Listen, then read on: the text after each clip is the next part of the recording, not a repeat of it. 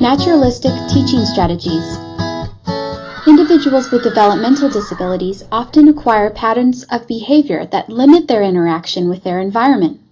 As a result, they learn limited play, language, cognitive, and self-help skills. Discrete trial instruction and naturalistic teaching strategies are two established treatments for developmental disorders, particularly autism.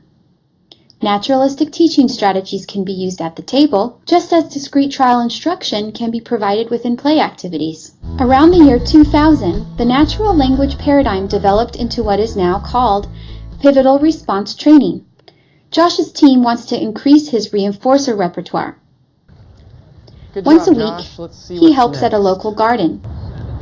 But when the materials he needs to do the job are not in their usual spot, Josh will engage in problem behaviors. His team wants to teach Josh to seek out his supervisor and ask him where his tools are. A tutor goes with him to the garden to teach him these skills using naturalistic teaching strategies. Let's take a break. Hey Josh. Can I have my rake? Here you go.